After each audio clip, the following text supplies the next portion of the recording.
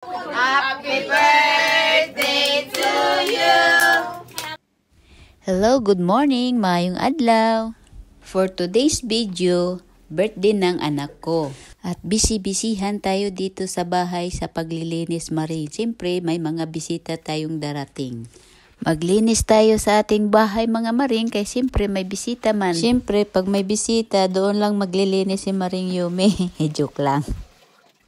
Joke lang mga Maring, oy, siyempre dapat araw-araw tayo maglilinis ng bahay para ang positive energy Maring makapasok sa ating bahay, or ang swerte ba makapasok sa bahay natin, suswertehin ang bahay natin at maaliwalas at malinis ang ating loob ng bahay mga Maring. Kagaya na lang pagdating nimo galing sa work Maring, pagod na pagod ka, pero pagdating nimo sa bahay at malinis ang bahay mo, walang kalat-kalat dyan ang makikita mo, syempre ang sarap ng pakiramdam mo, parang nawawala yung pagod mo, wala ang stress mo sa trabaho.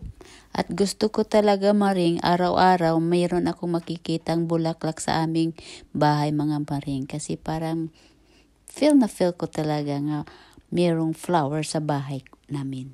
Tapos mag-mini decoration din tayo Maring, kasi syempre parang feel din natin ang ating birthday celebrations ang akin nga anak. Kahit konti lang decoration sa bahay.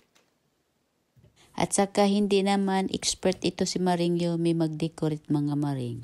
At ilagay na natin ang dapat ilagay mga Maring para pagka umagahan, di tayo kaayo pagod ba, hindi tayo ma-stress ang ating mga ginagawa para sa ating mga handa.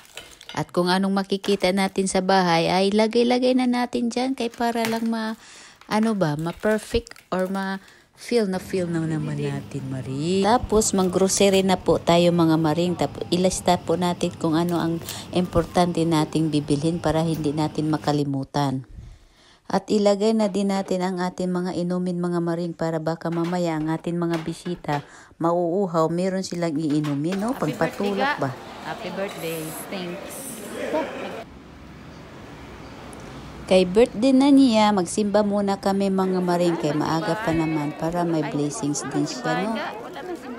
Tamang-tama lang, kay Easter Sunday din yun. Sunday yan din ang birthday ng anak. At pagkatapos naming simba mga Maring, bumibili muna kami ng cake or mga pastries niya para sa iya nga birthday, para meron man kaming pandagdag sa dessert. At ito na, bisibisihan na ang nanay sa kusina sa pagluluto kung ano ang hahandain para sa anak, para masaya lang ang anak nimo mga Maring sa iya nga birthday, sa iya nga kaarawan.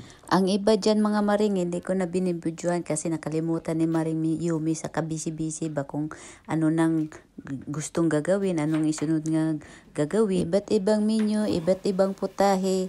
At syempre, iba't iba din kami magkuta-kuta sa amin kung anong gustong lulutuin namin, no? Para hindi masyado tayo magpapagod din, no? Kaya ito ang kutas ng aking anak. At ito naman ang isa ko kaanak mga Maring, hindi ni mo yan mauutusan, no? Kita mo kasi puging-pugi sa piling niya. At ang kapari Marlon nga kilawin mga Maring, hindi ko na nabidyuhan. Kaya sorry na lang, kaya nagkilawin dyan si paring Marlon. First visitor. First visitor.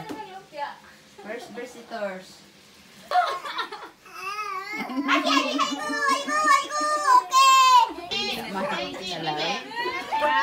타이밍 그대로 좀 다시 나오면 안 달리면 나가시 와! 1, 2, 3, go!